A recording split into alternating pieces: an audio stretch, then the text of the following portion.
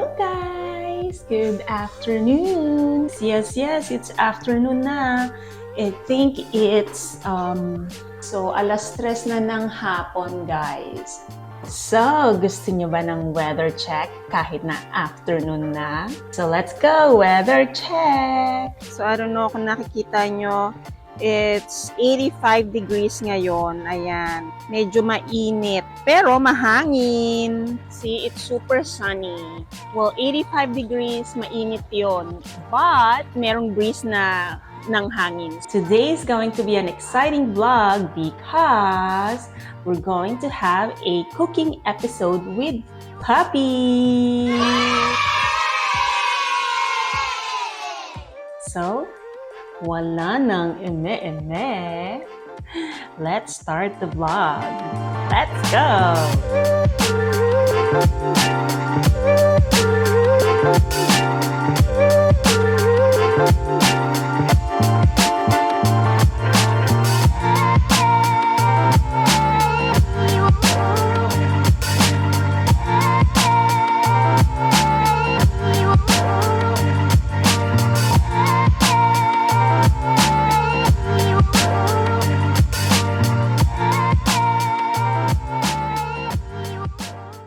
Alright guys, so here we go. We're gonna start making lumpiang sariwa with Puppy. Say hi, Papa. Hi! Kumusta kayong lahat dyan, mga kabayan? Sa ngayon, magluluto tayo ng lumpiang sariwa. Ito na ating mga ingredients. Tofu. Ito ang pork. Medyo pinalambot na namin yan. Carrots. Ito ang isted na tubig. Yung ulo ng shrimp. Medyo dinurog namin. At yan ay isasabaw namin mamaya. Shrimp, singkamas, bagu beans, cilantro, sibuyas, sweet potato, garlic, pisos, at cabbage.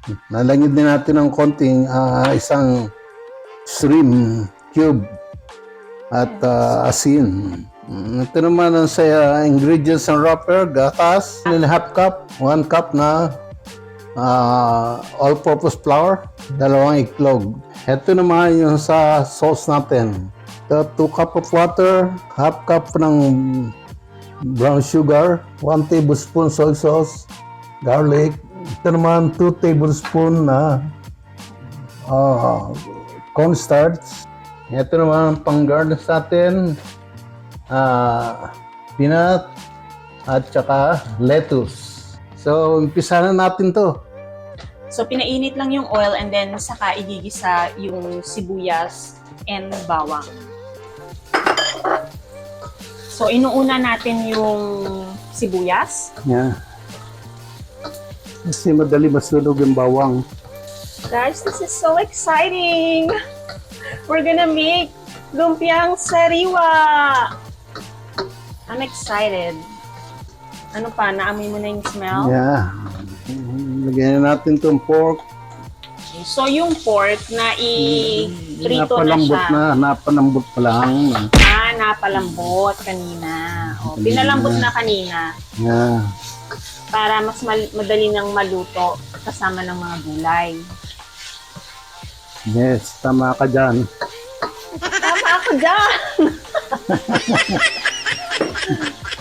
So, pag nagisa na yung pork, garlic, and onion, isusunod na natin itong Sweet potato. Sweet potato. Kasi matagal siyang maluto. Right? Yeah. Sure. Ilagay na natin yung sweet potato. Bago lalagyan natin ng konting sabaw. So, here, isusunod na itong sabaw ng shrimp. Yan yung Para ulo at saka yung, anong tawag dito? para panlasa. Panpadagdag ng lasa. So that's the head and yung balat, right? Binabad sa hot water? Binabad, dinurog yung mga ulo. Okay. Takpan natin. Hanggang sa lumambot siya. Lagayan natin tong shrimp cube. Anong kailangan? Medyo durugin natin, konti. Okay, so we added a little bit of water kasi yung sweet potato medyo matigas pa. So palalambutin pa natin. Medyo malambot na, kaya i-add na natin to shrimp. I-add na rin natin tong tofu. Yum. Wow. I love tofu. I love tofu. It's yummy. Okay. So we're adding Other thing there, carrots. carrots. Okay. And also our singkamas. Singkamas. How about our string beans? Yeah, good. Yes? Yes. Ano ba to? Repolyo, guys. Ooh. Raining repolyo. Siyempre pala, hindi mo pala nilagay. Ito. We forgot, guys. We're gonna add our cilantro. Akala ko kasi sa huli yan eh. Hindi pala. Okay.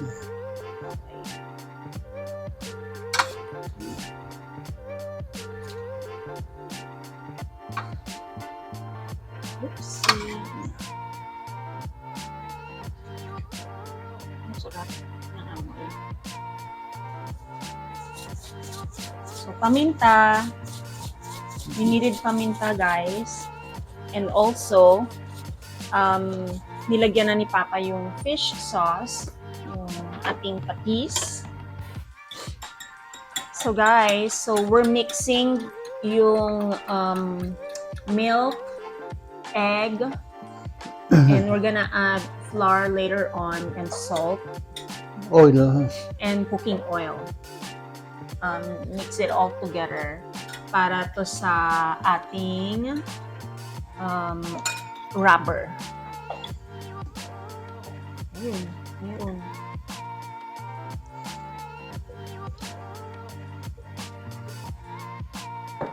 Ano yan? Half teaspoon ng salt.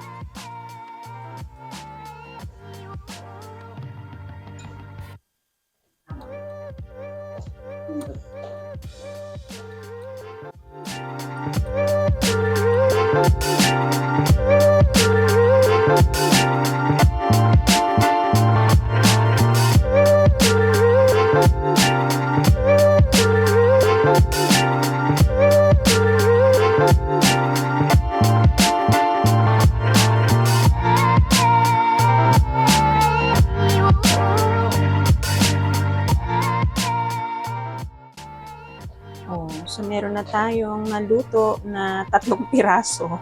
3 piraso. It looks so good, guys. Our wrapper. That's a perfect one. That's perfect. Perfect.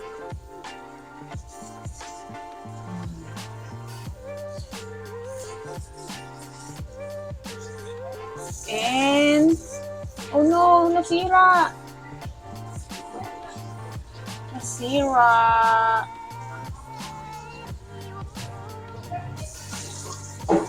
Akala ko ipiflip mo na eh.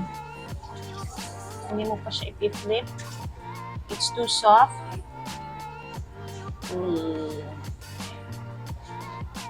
And flip. Ang galing. That's amazing. Okay, so what are we doing next? We're going to make the sauce. Sauce. Yung yummy sauce. Ang nagpapasarap sa ating lumpiang sariwa.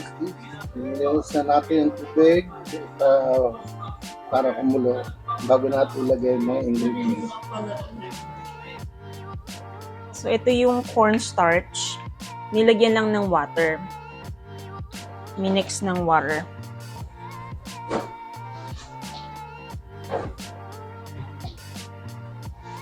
Put the soy sauce and the sugar.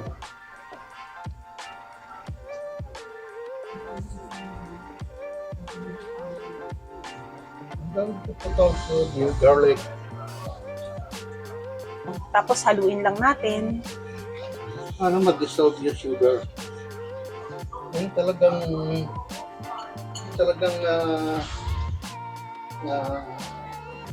lumpia. Meron talagang dinurog na garlic. Doon talaga yung lalagay sa lumpia. Dinurog na garlic. Kaya alam mo, yung ibang tao na dinurog gusto yung lasa ng garlic sa lumpiang pero ganun talaga ang original na lumpiang sariwa. Ilalagay yung garlic. Instead na peanuts. No, may peanut din.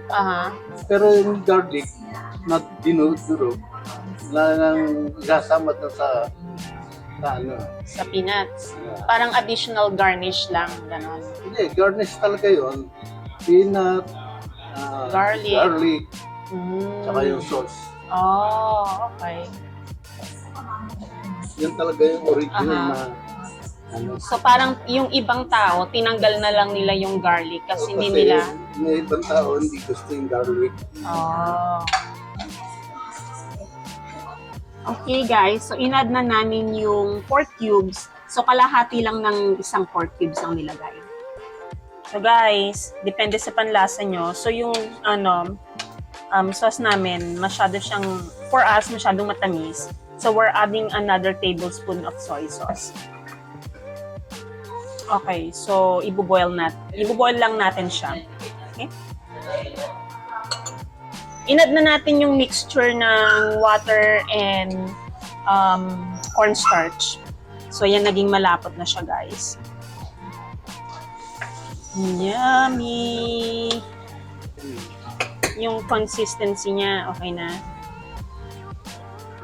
Alright, so we need yung lettuce.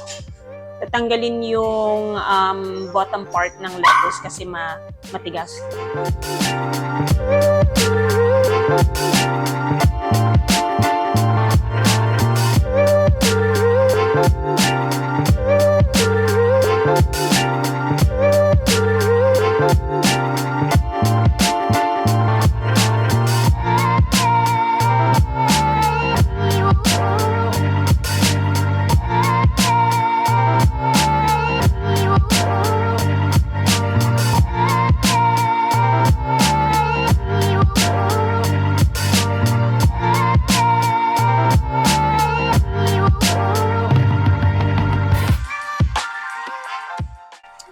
Here it is, our lumpiang sariwa a la Papi.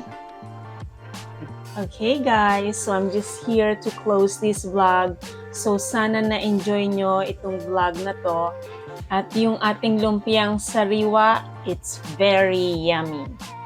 So gawa na kayo with this recipe ni Papi. So again, thank you guys for watching and I'll see you guys next week. Bye!